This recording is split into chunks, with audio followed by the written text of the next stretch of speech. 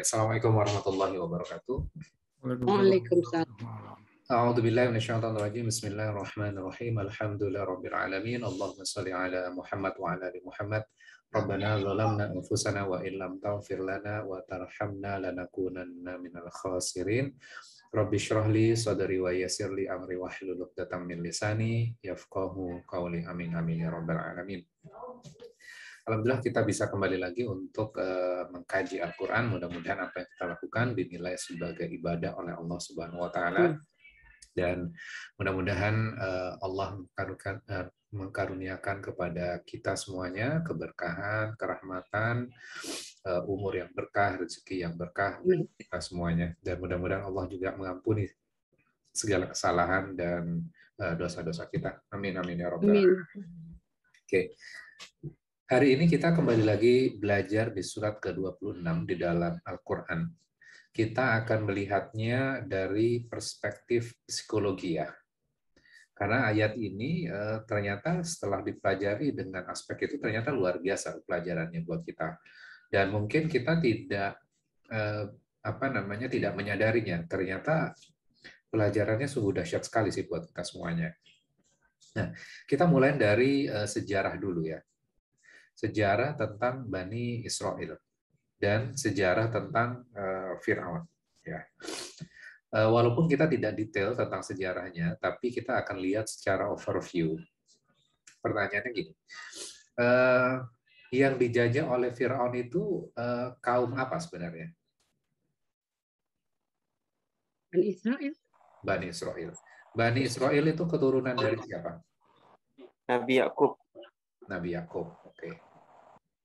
Nabi Yakub dijajah oleh negeri Mesir, oleh Firaun.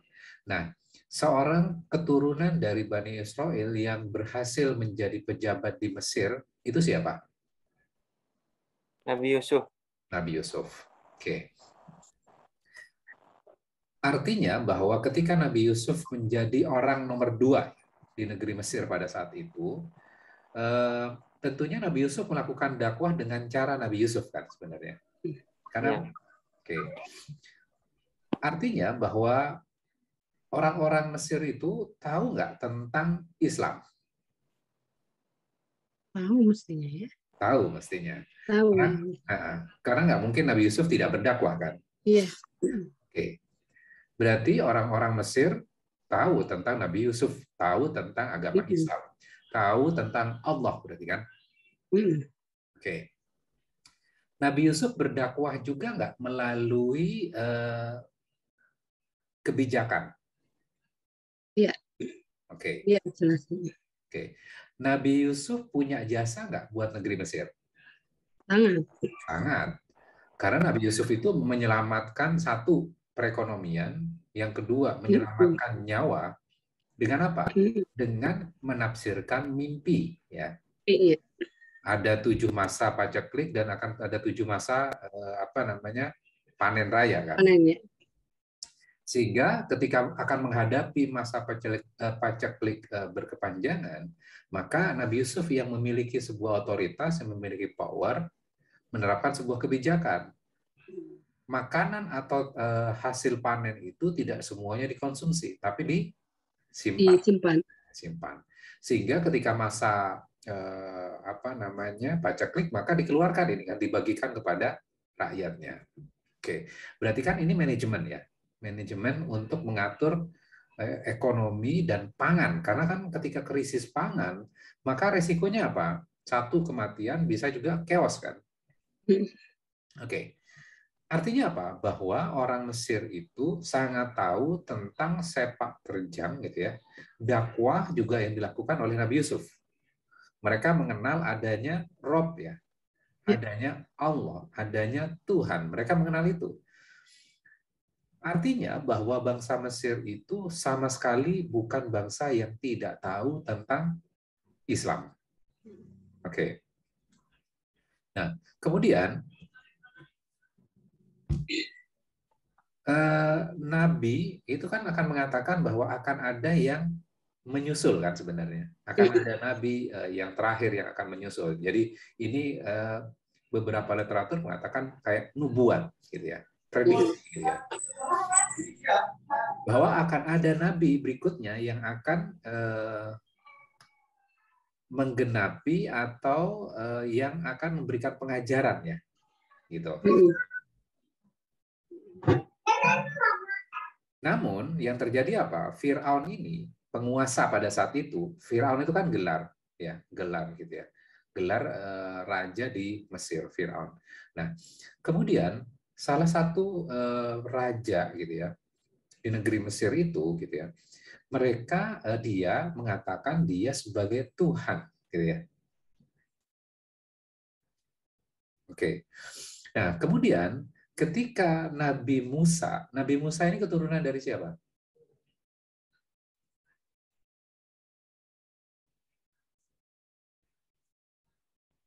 Nabi Musa ini adalah salah satu dari keturunan, pokoknya kalau kita lihat silsilahnya, ini salah satu keturunan dari Bani Israel juga ya. Nah, oke. Artinya bahwa prediksi atau nubuat yang dilakukan oleh Nabi Yusuf gitu ya, jatuhnya kan kepada Nabi Musa ya. Diutus untuk Bani Israel gitu ya. Respon dari Fir'aun terhadap Musa apa? Ya, menolak. Menolak. Nah, oke. Maka kita bisa lihat tadi yang sudah Mas Didi bacakan ya. Ada 3 ayat gitu ya, yang kita bisa lihat ayat ke-16 tuh ya. A'udzubillahi minasyaitonirrajim. Bismillahirrahmanirrahim. Fa'tiya fir'auna faqula inna rasulu rabbil alamin. Maka datanglah kamu berdua gitu ya. Kepada siapa nih? Fir'aun. Fir'aun. Dan katakanlah, apa yang dikatakan? Inna rasulu rabbil alamin. Sesungguhnya kami adalah rasul dari Tuhan seluruh alam. Berarti kan yang dikatakan pertama kali, apa yang dikatakan pertama kali? Sesungguhnya saya adalah rasul. Ya. Ya. Rasul dari Tuhan semesta alam. Oke. Berarti ini melanjutkan dari Buah Nabi Yusuf ya. Ya. Berarti kan ajarannya sama gitu ya. Ajarannya sama gitu ya. Kemudian berikutnya apa? Yang dikatakan? Lepaskanlah Bani Israel. Ya. Pergi bersama kami. Arsil mana Bani Israel. Maka lepaskan bersama kami Bani Israel itu sendiri. Jadi ada 2 hal nih. Satu itu apa? Sesungguhnya aku dari Bani Israel. Aku adalah utusan Allah. Rasul. Ya, ada utusan Allah.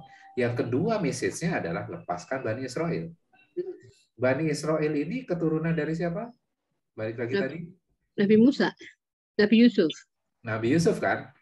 Bagaimana mungkin gitu ya? Secara logikanya, orang yang berjasa kepada negeri Mesir, tapi bangsanya dilecehkan dan dihinakan. Dan yang dilakukan oleh Fir'aun mengaku dirinya sebagai Tuhan. Ya, jadi 2 hal itu diluruskan sekaligus gitu ya. Dan perintah itu diberikan oleh Allah kepada Nabi Musa. Datanglah kamu berdua kepada Fir'aun dan katakanlah. Jadi bukan atas kemauannya Nabi Musa ya, tapi perintah. Sesungguhnya kami adalah rasul-rasul dari Tuhan seluruh alam. Kemudian berikutnya, lepaskan Bani Israel bersama kami. Ini perintah Allah. Oke. Jadi, Fir'aun itu menjajah dari Bani Israel. Bani Israel itu bukan hamba-hambamu loh. Hambanya siapa berarti? Hambanya Allah ya. Hambanya Allah. Iya. Maka lepaskan itu. Kamu nggak punya kuasa terhadap mereka. Aku loh yang punya. Maka lepaskan itu. Dititipkan kepada Nabi Musa kan? Logikanya kan gitu tuh. Ya. Namun yang terjadi berikutnya apa? Ayat 18 tuh. Respon dari Firaun apa? Fir'aun. Ini mengingatkan jasa baiknya. Oke. Dia Firaun menjawab, bukankah Ya, kami telah mengasuhmu dalam lingkungan keluarga kami waktu engkau masih kanak-kanak dan engkau tinggal bersama kami beberapa tahun.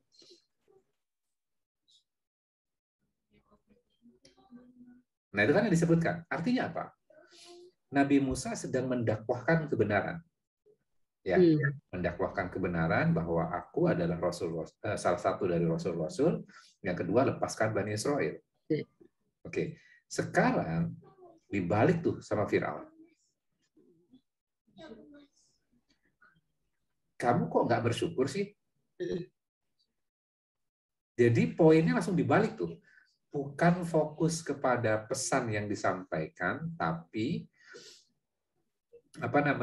yang dilakukan oleh Firaun melakukan framing kepada Nabi Musa.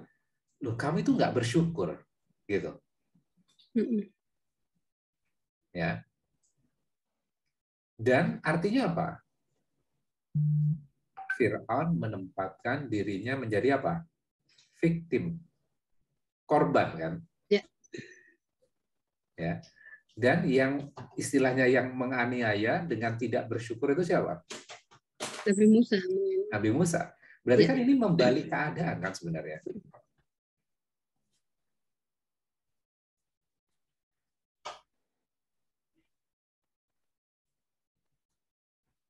Jadi Nabi Musa di framing bahwa dengan mengatakan itu, gitu ya, kamu itu nggak bersyukur terhadap saya. Bukankah saya yang sudah menjaga kamu, menghidupi kamu ketika masih kecil kan? Kok bisa-bisanya kamu datang kepada saya dengan mengatakan itu? Kamu itu nggak bersyukur. Nah, pelajarannya apa buat kita kira-kira kalau dari ayat ini? Secara psikologinya.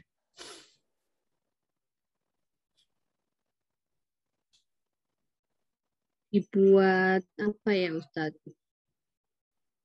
Apa mau mendiscourage itu apa? Ya, benar. Ya kan gitu.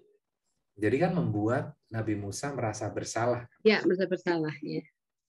Ya kan? Poinnya kan di sana tuh. Jadi kita bisa belajar dari ayat ini bagaimana seseorang yang memiliki power dan dia menekan orang yang ada di bawahnya. Dia akan membuat kondisi di mana orang lemah tadi akan berpikir gitu ya, akan berpikir gitu loh, bahwa kita tidak bisa melakukan apa-apa kalau kita tidak dibantu oleh dia. Itu kan framing yang dibuatkan.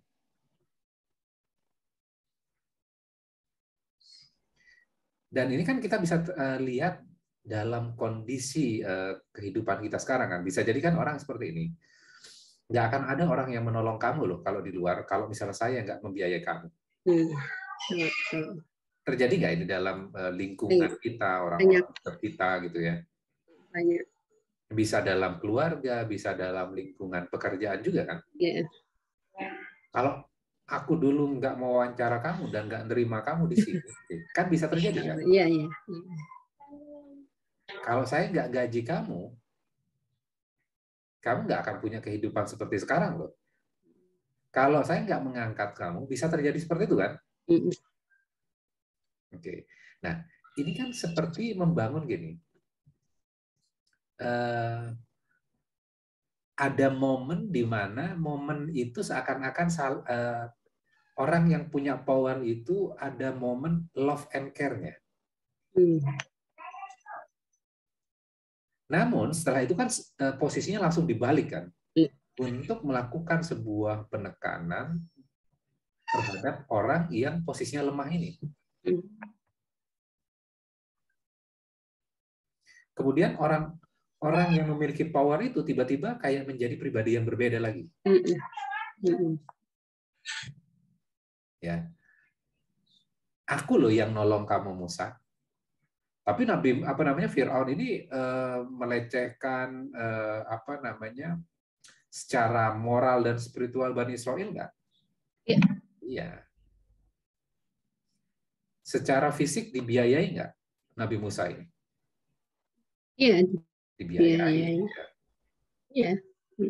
Nah, kemudian ketika orang-orang yang posisinya lemah, kemudian di-pressing dengan kata-kata seakan-akan dia, loh kalau gitu kamu nggak bersyukur dong ya. Di framing seperti itu, ketika dia dalam sebuah titik pengen keluar dari kondisi itu, maka kita akan diingatkan betapa baiknya orang yang menolong kita itu.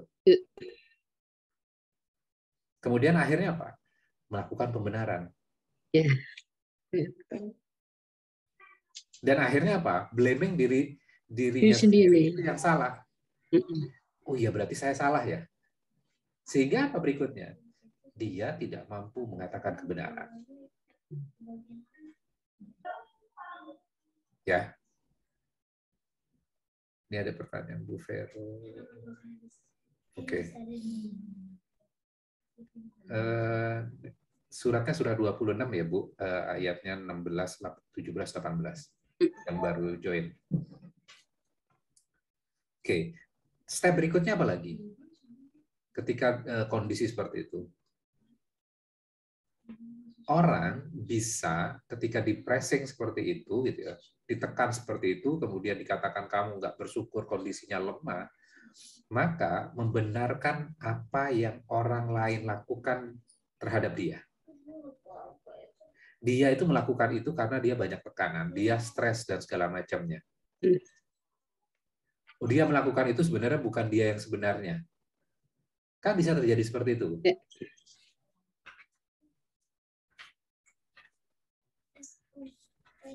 Atau orang-orang yang melakukan penekanan secara psikologis tadi gitu loh, bisa mengatakan itu bukan diri saya loh waktu menekan itu.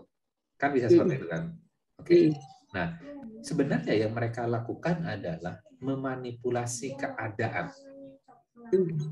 Dan ini strategi yang dilakukan oleh Firaun terhadap Nabi Musa gitu loh.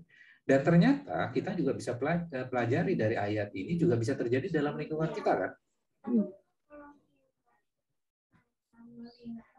Orang yang memiliki power menekan orang lain yang lemah gitu ya, dengan mengatakan kamu kalau gitu nggak bersyukur.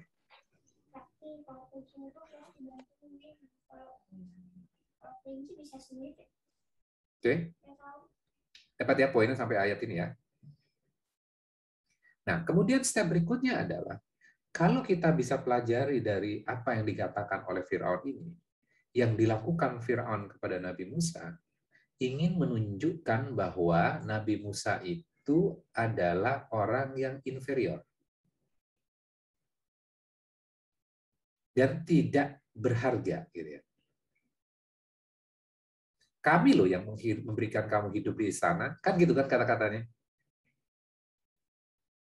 Jadi kamu itu nggak pantas ngomong seperti itu di istana kita. Lah wong kamu itu ada sekarang itu karena kami yang ngebiayain kok. Kok bisa-bisanya kamu ngomong seperti itu di istana kami? Kamu nggak layak, kamu nggak pantas. Kamu itu nggak bersyukur seperti itu. Nah, pelajarannya apa? Bisa saja seseorang akan memberikan support secara material, ya, tapi menghancurkan secara emosional dan secara spiritual juga.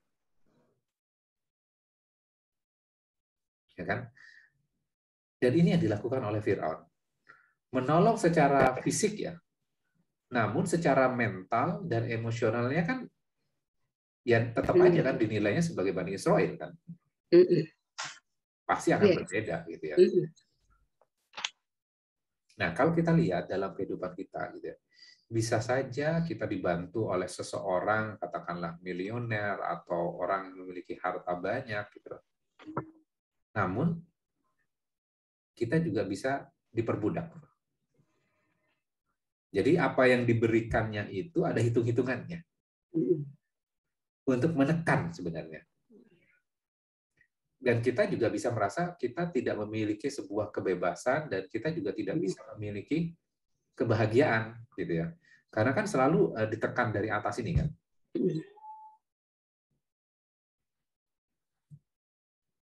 Jadi kita bisa hidup kaya, tapi hati kita juga bisa menderita. Dan ini kan pelajaran di dalam surat ini itu kan timeless ya pada kita ya.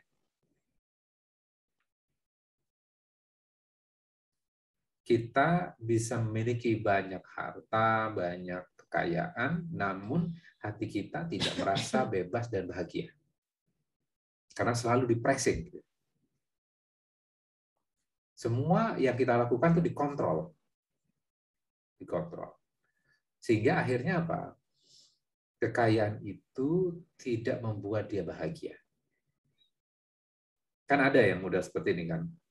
Hartanya banyak, tapi dia tidak punya waktu untuk satu, menikmati hartanya. Yang kedua adalah ada selalu perasaan was-was. Waduh, kalau misalnya saya salah, kayak nggak nyaman terus setiap waktunya.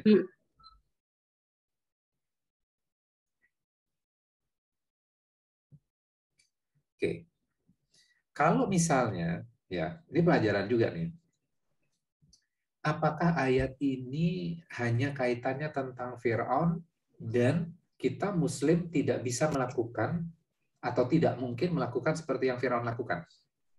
Sangat bisa. Sangat bisa ya? Berarti kan Muslim bisa melakukan keadaan di mana bisa melakukan seperti yang Fir'aun lakukan. Menekan orang lain gitu ya, menggunakan powernya untuk menekan orang lain.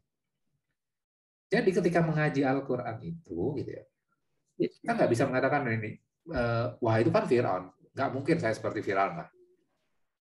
Tapi Al-Quran itu kan sebenarnya pelajaran buat diri kita. Jangan-jangan dalam diri kita ada aspek Fir'aunnya. Iya, betul. Nggak perlu menjadi raja seperti Fir'aun, gitu ya. Kadang kita punya power sedikit, gitu, tapi kelakuannya kemudian seperti Fir'aun. Kan? Lebihi kan. Menekan orang lain, dia ngebantu orang lain, seakan-akan ngebantu loh. Tapi ada pamrihnya. Supaya apa? Supaya dia bisa menekan orang lain itu. Ketika orang lain itu mengatakan kebenaran, kemudian dibalik tuh, berarti kamu itu nggak bersyukur ya. Bukankah aku sudah bantu? Gitu. Kok kamu sekarang melakukan seperti itu terhadap saya? Padahal orang itu hanya mengatakan kebenaran.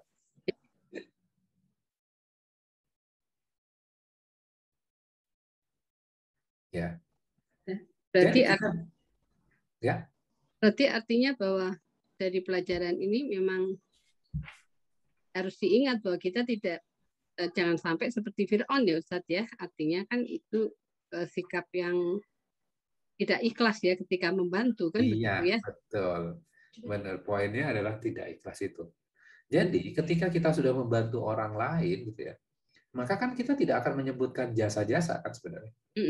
Ya kalau menyebutkan jasa-jasa namanya bukan ikhlas kan. Nah ini yang dilakukan oleh Fir'aun kan. Emang siapa yang ngebiayain kamu dulu waktu kamu kecil? Kan aku kan. Nah ini kan menyebutkan jasa kan. Kita kan udah ngaji kayak gini tentang Fir'aun, wah Fir'aun itu nggak benar, tapi kelakuan kita niru Fir'aun.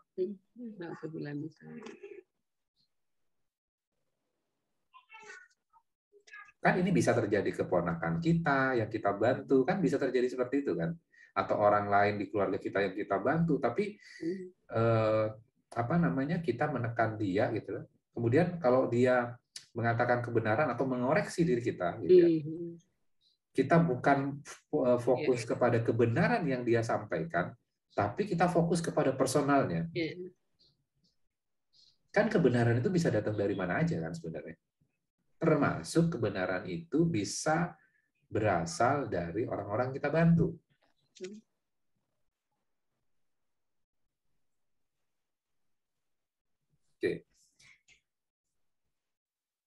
Oke, sekarang kita lihat ya. Ada impact-nya perkataan yang dilakukan atau yang dikatakan oleh oleh Fir'aun. Ada impact-nya. Kira-kira impact-nya apa? Kalau kita misalnya gini, bayangkan kondisi diri kita, kemudian kita mengatakan kebenaran, kemudian, aduh kami itu kan orangnya nggak benar dulunya. Kan bisa seperti itu juga kan bentuknya. Hmm. Kamu itu orang nggak bersyukur, kamu itu nggak lihat, kamu kayak sok suci banget sih. Kamu nggak ingat dulu melakukan kesalahan ini dan itu. Bisa terjadi seperti itu kan? Oke. Kita baca satu ayat lagi ya. Wa fa'alta fa'lataka allati fa'alta wa anta minal kafirin. Itu yang dikatakan oleh Firaun. Dan engkau Musa telah melakukan kesalahan dari perbuatan yang telah engkau lakukan. Engkau termasuk orang-orang yang tidak tahu berterima kasih. Wa anta minal kafirin. Ini loh yang dikatakan Firaun kepada Nabi Musa. Kamu Nabi Musa, kamu itu kafir loh.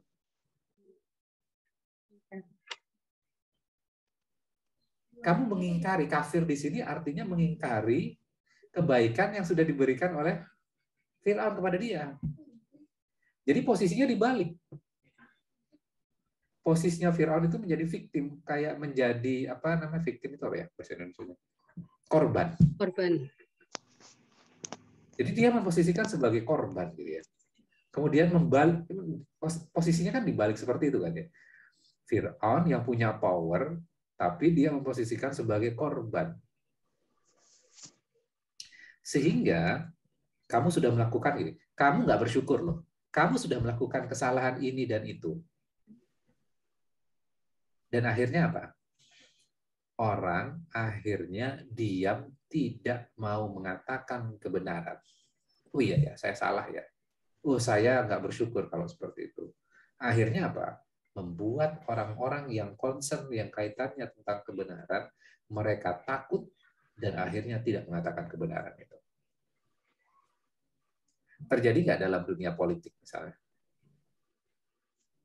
Kalau orang mengungkapkan sebuah kebenaran, diungkit kesalahan masa lalunya dia. Sama nggak yang dilakukan oleh Firaun di dalam Al-Quran ini? Sama. Firaun, apa namanya, Nabi Musa sebelumnya kan, kalau kita lihat sejarah sebelumnya, Nabi Musa itu kan bertemu dengan dua orang yang saling berselisih ya. Satu golongan dari orang Mesir dan satu lagi Bani Israel. Bani Israel ini kan selalu dalam posisi salah terus kan, karena ditindas kan. Nah, ketika melihat seperti itu, Nabi Musa kan langsung refleks walaupun dibesarkan di istana ya. Tapi rasnya kan Bani Israel. Ketika melihat ketidakadilan itu di depan matanya, kemudian langsung dipukul orang Mesir ini dan sekali pukul meninggal dunia. Dan itu kesalahan Nabi Musa. Ya, kesalahan Nabi Musa. Itu juga pelajaran berarti lagi loh buat kita sebenarnya. Bayangkan, Nabi Musa melakukan pembunuhan, ya kan? Dan nanti sejarahnya Nabi Musa akan diangkat menjadi Nabi dan Rasul. Itu pelajaran tersendiri itu nantinya. Ya, bagaimana dalam Islam gitu ya, orang yang sudah melakukan kesalahan, kemudian dia notis bahwa dirinya bersalah, dan ada perasaan bersalah itu, dan Allah menerima tobatnya, Allah mengangkat Nabi Musa yang sudah melakukan kesalahan menjadi Nabi dan Rasul. Nabi Musa memang nggak sengaja loh membunuh dia. Nggak ada kesengajaan loh membunuh. Nah ini kan pelajaran juga buat kita. Pelajarannya apa?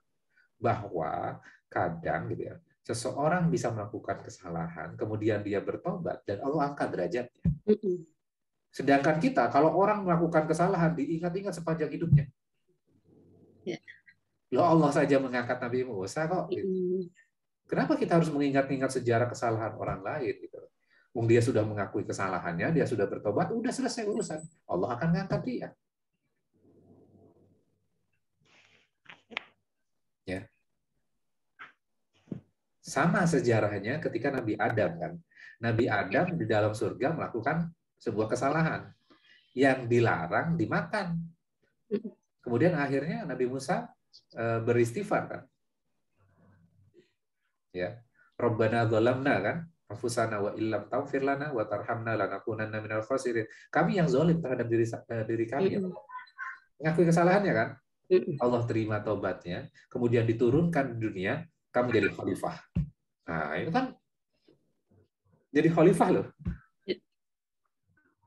Nah, sebenarnya kan Islam itu sederhana ya, kalau seperti itu.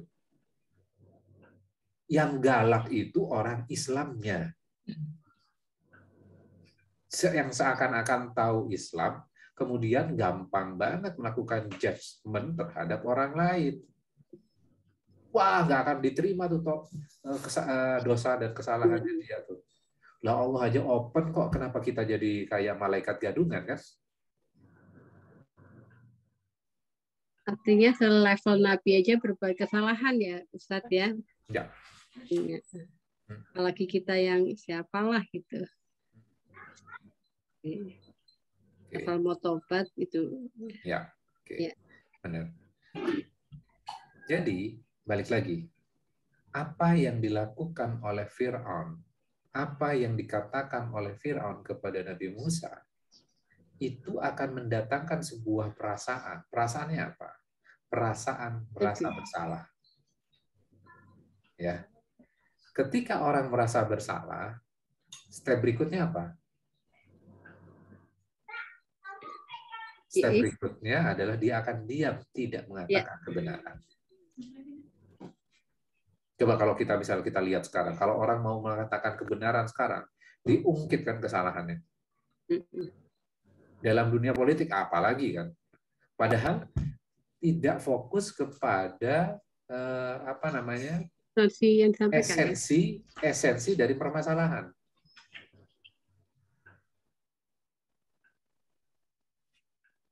Ya, kalau seperti itu, apa bedanya dengan strateginya Fir'aun kalau kayak gitu kan?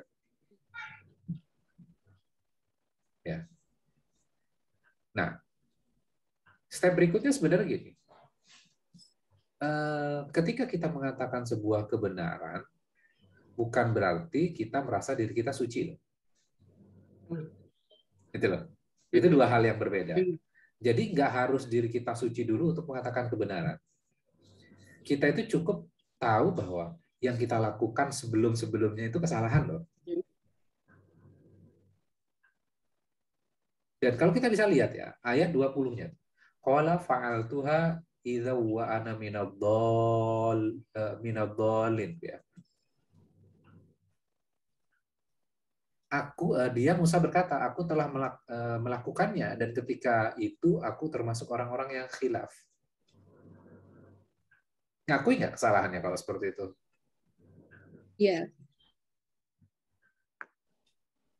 Ya, artinya bahwa ketika kita mengatakan sebuah kebenaran, bukan berarti diri kita suci loh. Saya juga melakukan kesalahan, tapi kebenaran ini harus disampaikan.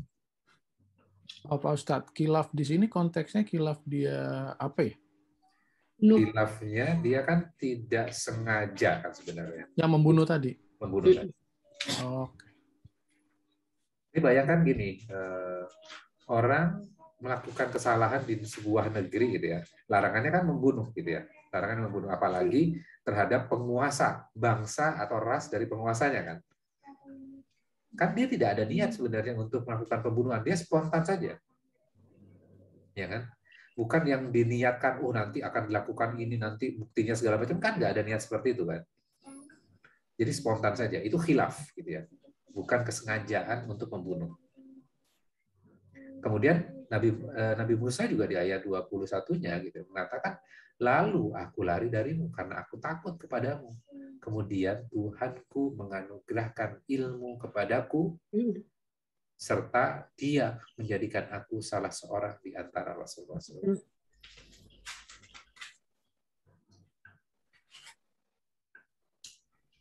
Ya. Jadi bagaimana respon dari Nabi Musa terhadap apa yang dilakukan, strategi yang dilakukan oleh Fir'aun. Jadi fokus terhadap apa? Pesan yang disampaikan. Dan kalau kita baca lagi ayat 22-nya, dan itulah kebaikan yang telah engkau berikan kepadaku, sementara itu engkau telah memperbudak Bani Israil. Jadi balik lagi kepada poinnya. Jadi oke, saya salah memang gitu loh. Tapi tidak menghilangkan sebuah esensi kebenaran yang ingin disampaikan kan. Jadi kalau kita lihat perhatikan detail ya, percakapan yang Allah abadikan. Ini kan percakapan yang diabadikan oleh Allah. Dan tentunya kan percakapannya kan nggak gini aja kan pastinya gitu loh. Pasti banyak tuh tektokannya gitu. Namun yang Allah abadikan hal yang esensial, yang penting, yang Allah pengen kutip untuk menjadi pelajaran. Kan? Kita aja misalnya di kantor atau di lingkungan kita, ngobrol aja bisa panjang, kan bisa 1 jam lebih. Gitu. Hal kayak ginian gitu ya, pasti nggak terjadinya cuma beberapa kalimat ini aja kan. Tapi yang Allah abadikan adalah di dalam Al-Quran ini. Ini loh bagian-bagian pentingnya untuk menjadi pelajaran buat kita. Ternyata dahsyat ya pelajaran secara psikologinya buat diri kita.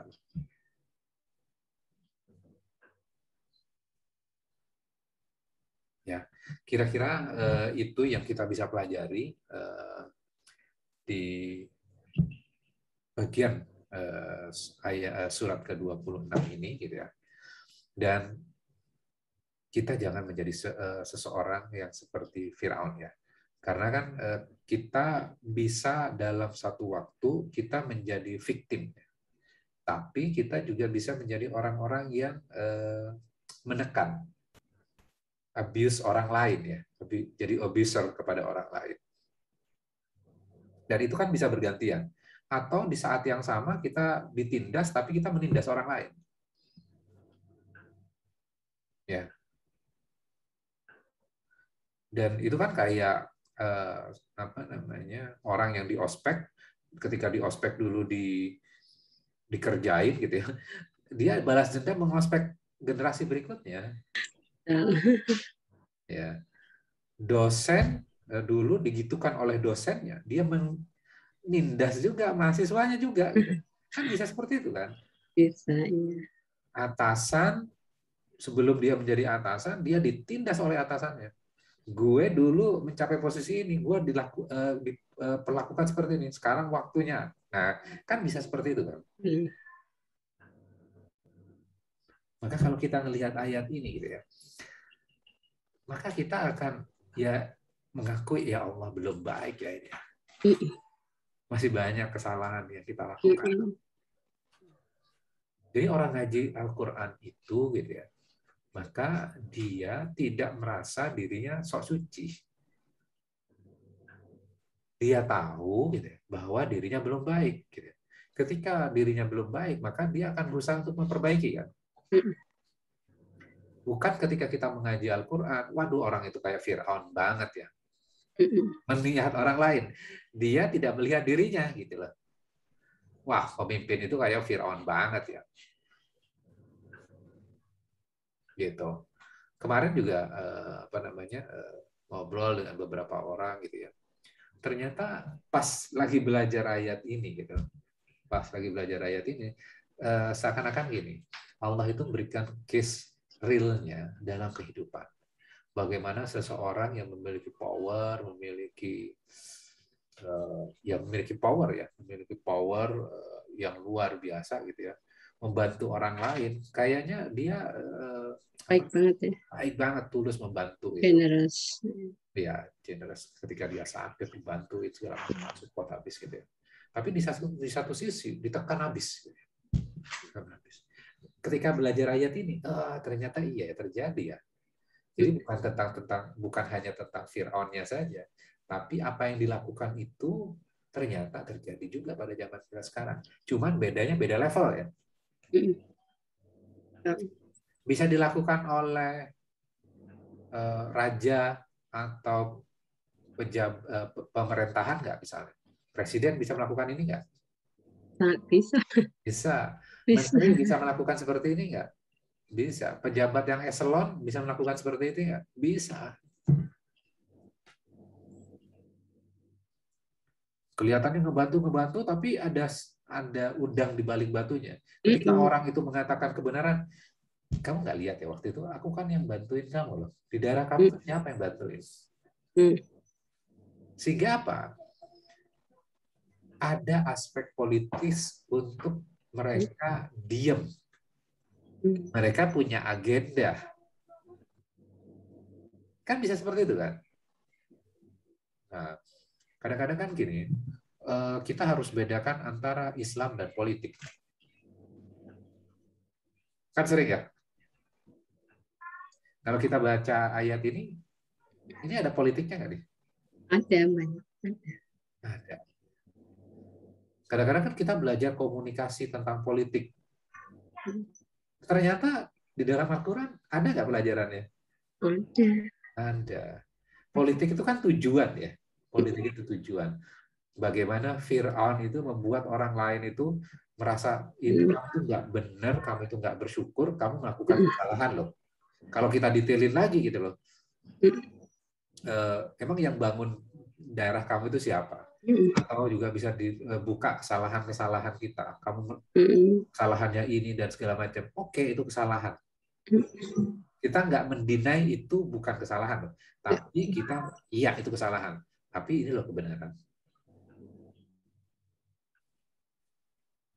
Jadi, kebenaran itu harus dikatakan apapun kondisi kita. Ya. Bukan berarti ketika kita melakukan kesalahan, kita nggak punya hak untuk menyatakan kebenaran.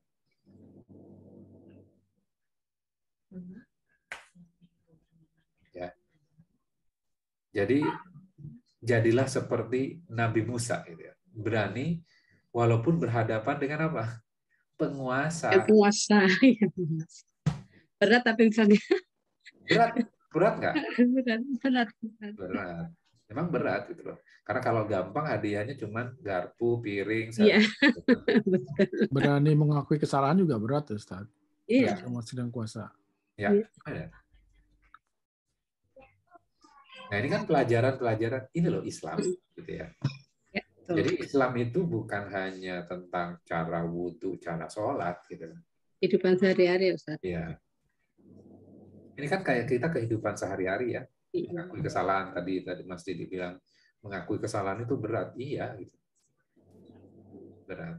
Ngomong dengan orang yang memiliki power, berat juga. Gitu. Nah, minimal ketika kita belajar Al-Quran ini kan kita ada guidance ya. Guidance gitu ya. Ini loh yang harus dilakukan gitu ya. Oke, kira-kira itu. Monggo kalau ada pertanyaan atau hal yang mau didiskusikan.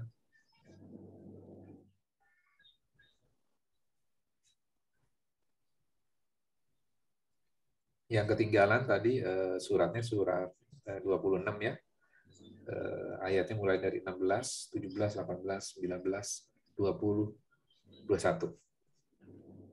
Ustaz, selama ini kenapa aspek-aspek ini nggak keluar ya? Kita hanya dengar ceritanya Musa ngeluarin mukjizat, ya walaupun itu mukjizat ya, ular segala macam, kita kok kelewat ya. Tiba-tiba dari kecil taunya cuman duelnya dia sama di kerajaan sampai dia dikejar-kejar, itu kenapa poin ini kelewat gitu ya? Ya, menarik dong. Kenapa poin ini kelewat gitu kan? Kalau kita nonton itu film actionnya yang diutamakan tadi itu ya. Kejar-kejarnya melewati lautan gitu ya. Nah mungkin gini sih sebenarnya. Kalau saya sih jawabnya simpel gini. Kadang-kadang ketika kita aja sebagai orang tua gitu atau sebagai ya orang yang belajar ya, kita lebih suka cerita yang ada di dalam Al-Quran atau cerita yang sudah dibuat oleh manusia dalam sebuah kitab tentang kisah Nabi Musa dari kecil sampai besar. Jawab itu dulu. Yang mana? Komiknya Musa itu. Komiknya dibuat orang. Ya. Apa? Ceritanya dibuat runut. Kronologinya oke ya. Kronologinya oke. Sehingga ketika kita baca itu, gitu ya, oh ini loh tentang kisahnya Nabi Musa yang membelah lautan, gitu ya. Ini kan gambarannya kan mukjizat yang luar biasa ya. Mukjizat yang luar biasa. Kita belajar di situ, kemudian ke anak kita diceritakan dari buku itu juga, dari kitab itu juga. Dan kalau Allah pengen model story yang dari kecil sampai di remaja, dewasa, dapat mukjizat, bertarung dengan Fir'aun, itu kan bisa diceritakan model seperti itu oleh Allah di dalam Al-Quran. Ya kan? Tapi Allah memilih model cerita itu enggak? Enggak. Sedangkan kita pengennya modelnya yang story-nya urut. Tapi Allah menceritakan itu ada di surat melompat ya. Al-Baqarah, ada di surat ini, ada di surat itu. Dengan kayak potongan-potongan gitu. Ternyata potongan-potongan itu ada hikmahnya loh. Kenapa potongan itu ada di surat ini? Ya. Kalau saya pribadi jadi gini, Ustaz, baru sadar ya bahwa ketika baca kisah-kisah itu selama ini ya kita menganggapnya itu sebagai kisah gitu. Ya. Ya kan beyond suka memang benar itu kelewat setelah beberapa terakhir ini aja ketika belajar mulai mempelajari Quran baru ya pasti ada message beyond kisah-kisah itu yang pasti Allah ingin berikan kan itu berupa perumpamaan yang padahal sudah juga sudah dijelaskan ya di banyak ayat-ayat kan sudah diulang-ulang supaya paham kita juga paham ya. Karena menganggapnya itu kan hanya sebuah kisah gitu Ustaz. Ya, itu yang saya akui itu. Oh iya ya. Di kisah padahal tidak itu buat kita gitu ya kan. Quran kan buat kita panduan ya pedoman kita di dunia. Tapi kita suka lupa. Itu kisah gitu kita dunia. Bukan pelajaran ya. Benar tuh poinnya. Jadi di balik kisah itu kan ada pelajaran, gitu ya. Maka itu kan sebenarnya yang kita harus kejar kan sebenarnya. Karena kalau misalnya cuma dari story dari yang kecil sampai gini. Jadi saya ingat ini. Kalau kita belajar ya, cuman ini harus dimaknai dengan porsi yang tepat ya. Kalau kita belajar kaitannya tentang siroh, gitu ya, dan hanya belajar hanya sekedar sirohnya saja tanpa Al-Quran, maka akan beda. Karena kalau kita belajar siroh, belajar sejarah, katakanlah sejarah Nabi Muhammad gitu, baik nggak itu? Baik. Tapi kalau tidak berpegangan kepada Al-Quran, akhirnya apa? Setiap bagian itu menjadi penting. Setiap bagian ini penting, bagian ini penting, bagian ini penting kan? Kalau di dalam Al-Quran mengajarkan siroh, gitu ya, tapi ada poinnya. Itu loh bagian yang penting ya. Ada penekanan. Tadi kalau beyond dari story itu apa? Ya. Nah sekarang kita coba lihat ya di surat yang kita sedang pelajari surat ke-26 ini. Baca ayat 1, 2, 3.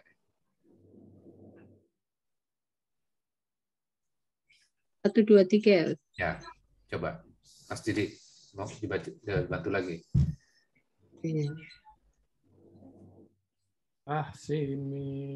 Inilah ayat-ayat kitab Al-Quran yang jelas. Boleh jadi engkau Muhammad akan dibinasakan dirimu dengan kesedihan karena mereka penduduk Mekah tidak beriman.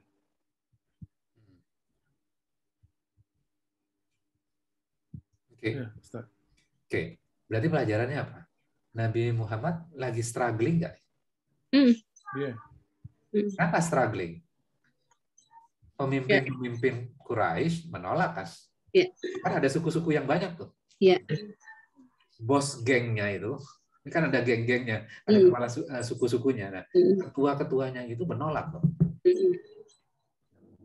Sehingga bisa jadi engkau Muhammad akan membinasakan dirimu dengan kesedihan karena mereka penduduk Mekah tidak beriman. Kemudian habis itu diceritakan kisahnya Nabi Musa kepada Rasulullah. Kira-kira kisahnya Nabi Musa ini, bab yang Allah pilih ini akan menginspirasi Rasulullah nggak? Iya. Inspirasi, gitu loh. Bahkan bahwa akan ada pemimpin-pemimpin yang nolak. Fir'aun, Nabi Musa saja dengan Fir'aunnya nolak loh. Dan dikejar Nabi Musa mau dibunuh. Terjadi pada Nabi Muhammad nggak? Dikejar oleh pemimpin-pemimpin Quraisy nggak? Dikejar. Mau dibunuh nggak? Mau dibunuh. Iya. Nah itu kan jadi kan cocok kan? Bab ini Rasulullah sedang mengalami sebuah kesulitan. Bahkan bisa saja karena kesedihan itu Rasulullah merasa bersalah kan? Kok orang ini nggak mau mengikuti petunjuk ya? Dan bisa blaming terhadap dirinya kan? Maka dikasih cerita inspirasi yang akan memberikan manfaat buat Rasulullah termasuk diri kita. Maka kalau balik lagi ke struktur ya, setiap surat itu ada strukturnya. Maka baca bagian awalnya. Jadi cerita kisah Nabi Musa, kenapa masuk bagian di dalam surat ini jadi make sense. Jadi logik, masuk akal gitu ya. Makanya pertanyaan tadi Mas Didi di awal gitu ya. Kenapa kok ini sering lepas ya? Kok nggak jadi fokus kita? Cerita ini kok jadi dialog ini kan seperti dialog biasa ya, tapi kalau kita pelajari gitu ternyata dalam pesan. Kenapa dialog ini hilang? Ketika kita menceritakan kepada orang lain, kepada anak kita. Karena kita menceritakan itu tidak based berdasarkan Quran. Kayak men-summary sendiri gitu loh. Kemudian summary-nya yang diceritakan. Atau kita mungkin gini Ustadz, merasa ya itu tadi kita jujur merasa bagian itu tadi kayak Musa gitu ya, Nabi Musa ya. Sudah kayak orang seperti disudutkan kalau kamu nggak tahu diri, nggak berterima kasih gitu. Kan seolah-olah persepsi awal pertama ya seperti itu kayak kisahnya gitu. Itu kalau kamu udah dibesarin nggak bisa diri, nggak tahu diri gitu. Jadi mundur gitu. Padahal kan bukan itu yang disampaikan kan. Jadi kalau mungkin gitu ya, kalau kita nggak belajar benar gitu, mungkin yang ditangkap kan itu bisa jadi seperti itu. Ya. Itu kepersepsian, mungkin saya salah tapi saya kok menangkapnya bisa jadi begitu sehingga tadi nggak sampai kali ya atau apa saya tidak tahu juga itu mungkin. Ya. Jadi memang belajar Quran itu memang belajar yang paling enak kalau menurut saya akan lebih nyaman kita belajar itu secara berurutan. Benar. Karena kalau misalnya sebenarnya banyak metodologi untuk mempelajari ya. Kadang kan dari satu surat diambil satu ayat, kemudian diambil dari surat yang lain digabungkan, kemudian nanti akan ada dari surat yang lain diambil kemudian digabungkan jadi satu, kemudian nanti akan dicuplik hadis gitu ya. Jadi seakan-akan menjadi satu kesatuan tema gitu ya. Akan beda pendekatannya dengan kita belajar seperti ini. Ya. Kadang-kadang kan gini, kita mungkin Bu Rahayu yang sebagai dosen ya. Ya. Kita itu ketika misal gini, ketika saya ambil dari sebuah bab, kemudian saya ambil dari buku yang lain bab ini, kemudian saya ambil dari buku yang lain bab yang relatif mirip, kemudian digabungkan, kemudian diajarkan kepada orang lain itu akan sulit untuk mereverse kembali nggak?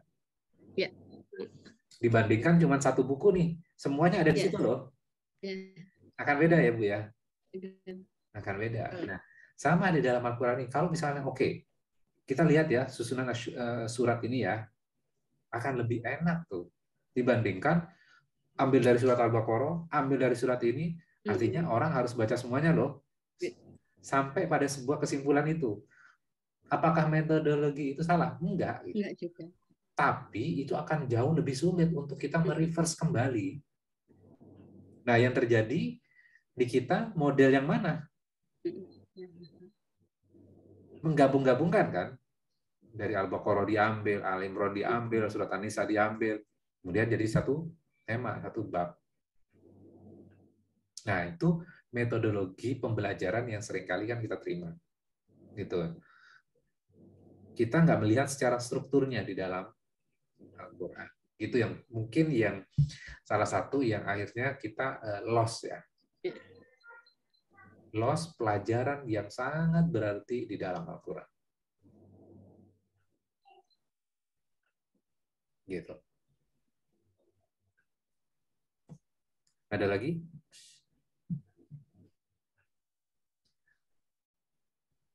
Nah, kita sendiri saat misalkan itu tadi ketika kita merasa tadi ya diberi seperti kalau Nabi Musa kan esensinya tetap harus menyampaikan kebenaran. Tapi kadang tadi kan sulit ya Ustadz ya, bahwa ketika kita sudah ditolong, diberi gitu ya, semacam itu gitu ya, untuk bisa kuat gitu ya, supaya tetap ini harus disampaikan itu proses apa ya yang harus dibangun gitu ya, agar seperti Nabi Musa yang mengakui tetapi tetap menyampaikan gitu, Ustaz. Yeah. Itu kan yang terberat kan di situnya. Ya, bagaimana kita menyampaikan kebenaran, padahal kita diposisikan sebagai orang yang lemah, kemudian ada salahnya juga, gitu ya. Bukan ada salahnya, banyak salahnya. Terus gimana caranya, gitu ya? Ya sebenarnya adalah sederhananya, ya balik kepada Al-Quran.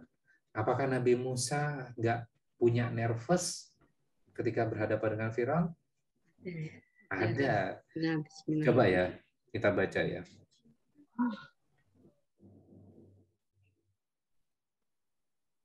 Oke, ayat 10 ya. Dan ingatlah ketika Tuhanmu menyeru Musa, datangilah kaum zalim itu.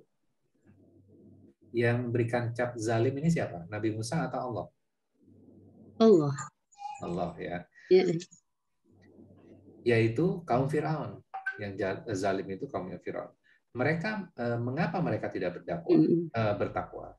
Kemudian Nabi Musa berkata, ya Tuhan, sesungguhnya aku takut mereka akan mendustakan aku, sehingga dadaku terasa sempit dan lidahku tidak lancar.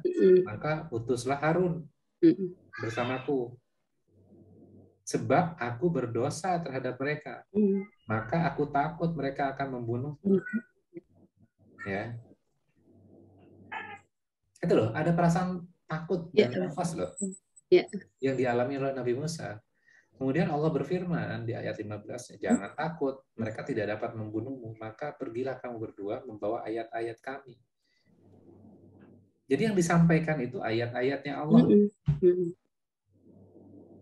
Jadi kebenaran itu apa? Kebenaran itu adalah yang di dalam Al-Quran itu sampaikan itu, gitu loh. Supaya berani seperti apa? Nah, ini kan Nabi Musa berdialog dengan Allah loh, sehingga Allah kuatkan. Sumber kekuatan itu ada di siapa? Bukan diri kita loh. Ya, betul. Karena Allah memberikan kekuatan itu. Nah, kalau dari ayat 15 berarti kan selama kita yakin bahwa tadi kita menyampaikan ayat tadi, kami bersamamu mendengarkan apa yang mereka lakukan, begitu ya istilahnya Ustadz ya. Ya. Oh ya disampaikan Al-Quran ya udah yakin aja pasti Allah akan menolong kita gitu ya Ustadz ya. Ya.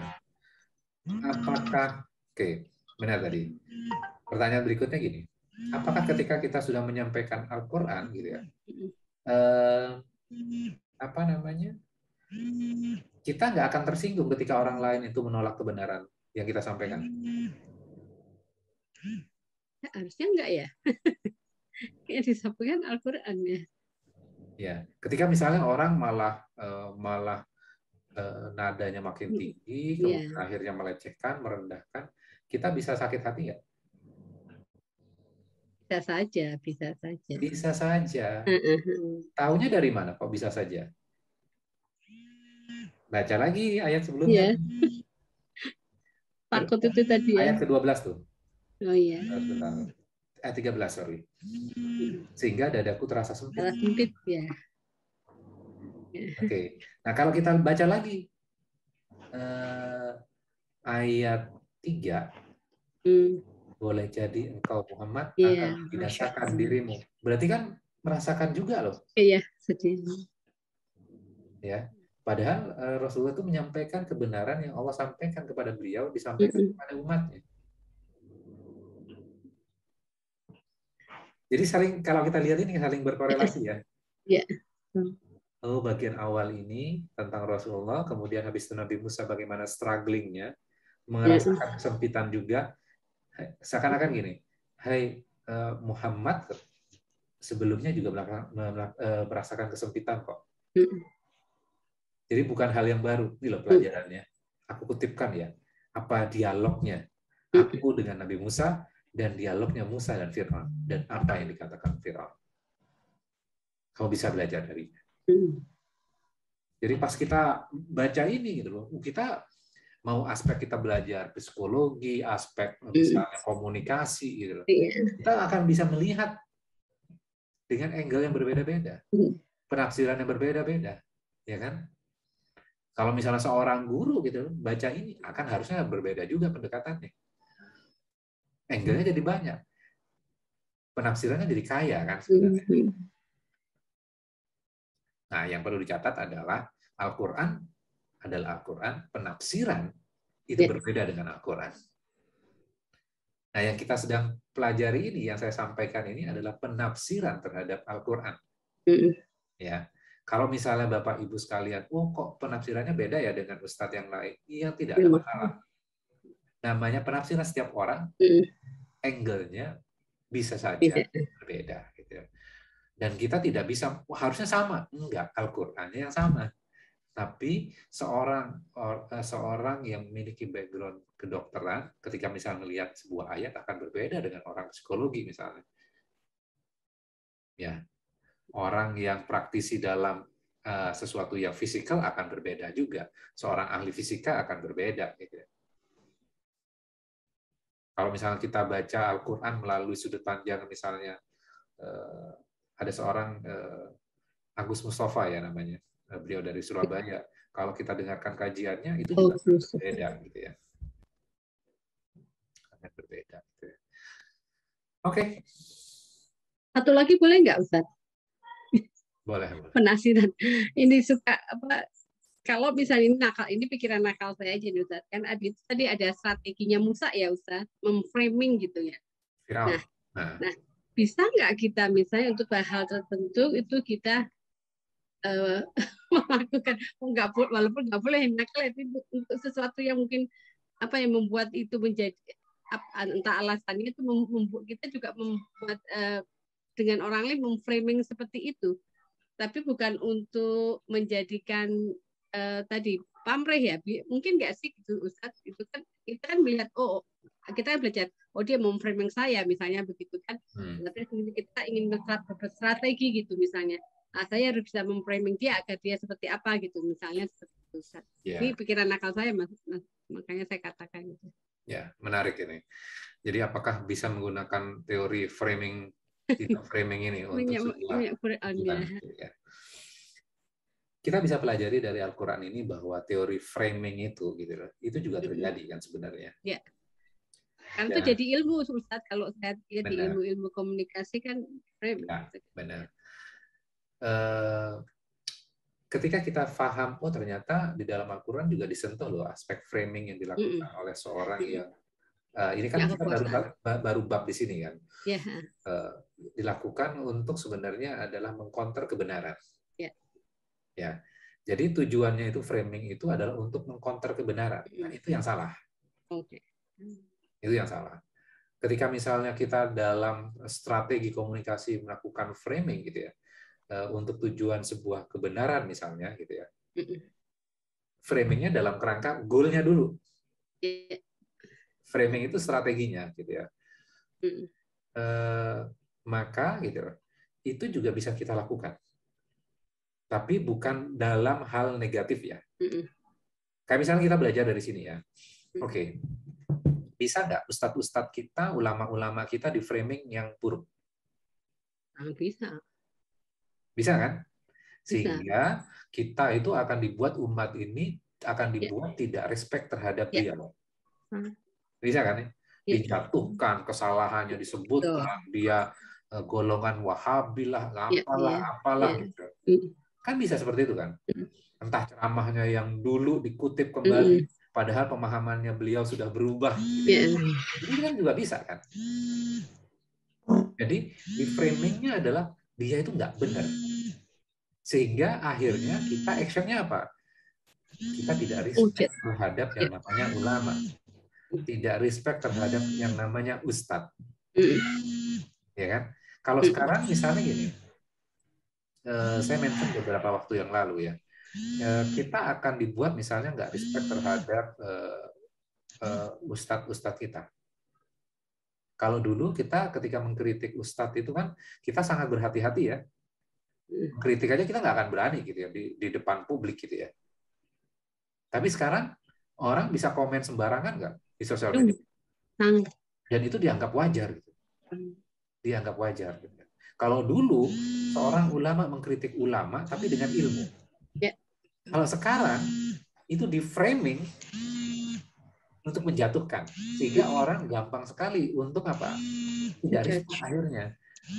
Ujungnya adalah orang tidak menghargai yang namanya Islam itu sendiri. Karena kan Islam dipersepsikan sosok. Ya, bukan aja. Ya, dipersepsikan sosok. Misalnya gini, orang saya sebut nama tapi diambil pelajarannya aja ya. Ya. Misalnya dulu orang sangat kagum sekali dengan A'agim. Ketika misalnya kasus poligaminya muncul, langsung habis. Orang kan jadi apapun yang dikatakan A'agim nggak bener aja. Bahkan fotonya aja dibanting-bantingin, udah dikeluarin dari frame. Kalau dulu kan foto bareng segala macam. Nah, itu kan di framing sebenarnya. Ya, berita itu memframing. Akhirnya apa? Kebenaran yang disampaikan itu seakan-akan salah semuanya. Jadi kayaknya, waduh Islam berarti nggak benar nih. Dan akhirnya apa? Karena kita Islamnya itu berdasarkan sosok gitu ya. Lihat figur gitu. Ketika figur ini bermasalah, akhirnya keimanan kita itu juga rontok juga. Jadi berpegangan kepada siapa nih gitu. Bisa saja Allah menjadikan itu gitu. Dan Allah izinkan supaya apa? Ya balik lagi, Islam itu ya Quran. Islam itu ya sunnah. Yang Rasulullah sampaikan. Udah sesimpel itu saja.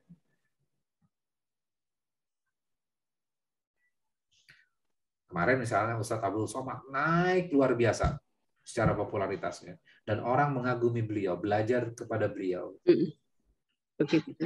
Dijatuhkan kan? Ini kalau kuat terlalu bahaya. Di framing kembali. Gitu. Jadi kita ngelihat Al-Qur'annya, oh itu loh framing yang dilakukan oleh penguasa. Ya. Sehingga ketika kita lihat realitas kehidupan, gitu, kita itu tidak masuk dalam framing-framing yang dibuat. Bahwa menjatuhkan orang lain itu kebudayaan dari perspektif Al-Qur'an itu udah salah. Mengungkapkan keburukan-keburukan orang lain itu juga salah. Kalaupun mau ngoreksi berdua saja. Nggak diposting di sosial media gitu. Bukankah seorang muslim dengan muslimnya ketika dia sudah bersyahadat, maka itu adalah saudaramu. Kalau tangan kiri kita salah, tangan kanan kita nggak mungkin kamu itu salah. Kamu dikamplengin gitu kan. Mulutnya salah kemudian ditabokin, kan nggak seperti itu. Muslim dengan muslim yang lain saling bersaudara. Kalau saudara ketika melakukan kesalahan, itu juga bagian diri kita loh. Kan mungkin kita ngungkapin aib diri kita sendiri ya, di depan publik kan.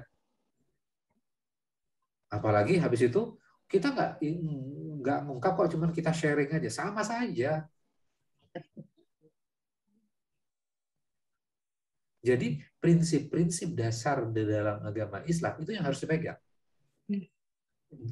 Sehingga apa? Framing-framing yang dibuat kita nggak akan kemakan. Pertanyaannya sekarang, apakah umat Islam nggak kemakan sama framing-framing itu? Makan. Kenapa nggak tahu bahwa itu framing? Nggak belajar Quran. Nggak belajar Quran. Belajar Quran. Ya. Jelas-jelas di dalam ayat ini kan dibuka kesalahannya. Kamu itu nggak beres, nggak bersyukur. Kamu itu kan kalau misalnya dibiayain segala macam, ini siapa yang ngebiayain itu? Kan gitu kan? Kamu nggak bersyukur kalau seperti itu. Kamu hidup di negeri mana? Kalau kita baca komentar-komentar itu, wah kalau kayak gitu pergi aja dari Indonesia. Loh, beda konteks. Ya. Jadi kalau kita bacain, jadi kita senyum-senyum sendiri ya baca itu kan. Aduh, gitu kan. Jadi banyak ngelus dadanya gitu loh. Oh, ternyata Al-Quran itu memang benar ya, terjadi ya gitu ya. Kenapa umat Islam itu banyak, tapi terombang-ambing? Prediksi Rasulullah kan? Ngaji Al-Quran itu cuma dijadikan ngaji dalam tanda kutip ritual. Ya. Yasinan itu menjadi ritual, tidak berbicara esensi. Ya. Kalau kita bicara esensi, dalam itu berarti Yasin. Sama, jangan sampai kita juga terjebak, misalnya generasi yang sudah memahami, oh Jumat itu surat Al-Kahfi gitu, terjebak sama ritual Al-Kahfi, tapi nggak ngerti apa Al-Kahfi itu.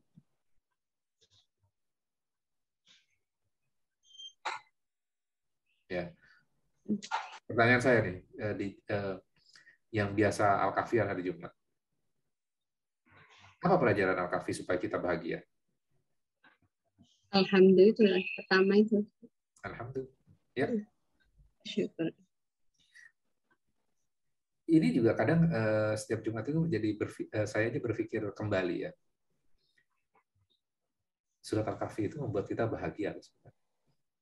Kalau kita nggak pegang surat Al-Kahfi, kita nggak akan bahagia. Kenapa? Pelajaran kisah Nabi Musa dan Khidir. Ingat ya? Ya. Kapal dilobangi tenggelam. Nabi Musa bilang, ini zolim. Nggak benar nih. Ya kan? Anak kecil dibunuh. Kenapa membunuh orang yang nggak bersalah? Tapi ternyata apa? Ada hikmahnya. Ada kebaikannya. Setelah dijelaskan, kita itu banyak kan nggak paham. Hikmah kan?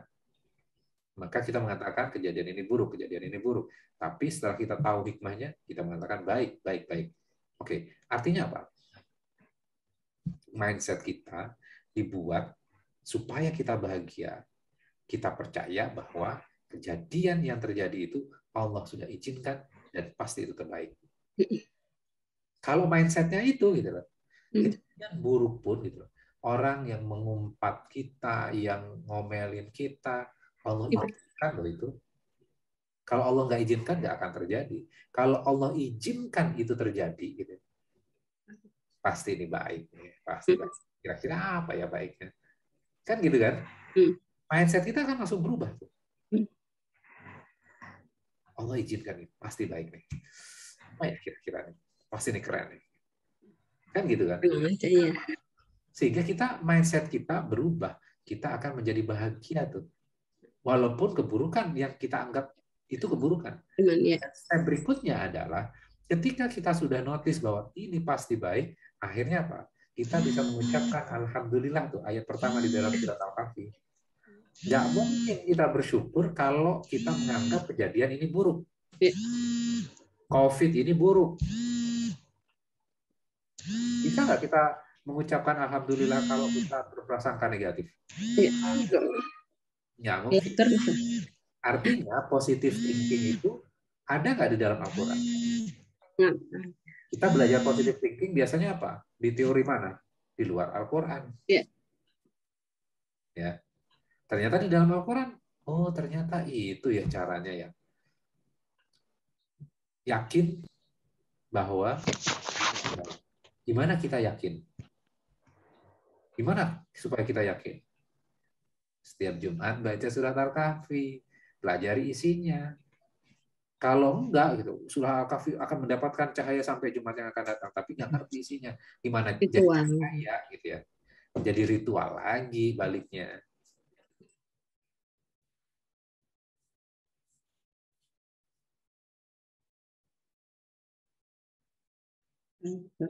Gitu. Cukup ya? Ya. Oke, udah jam 21.11.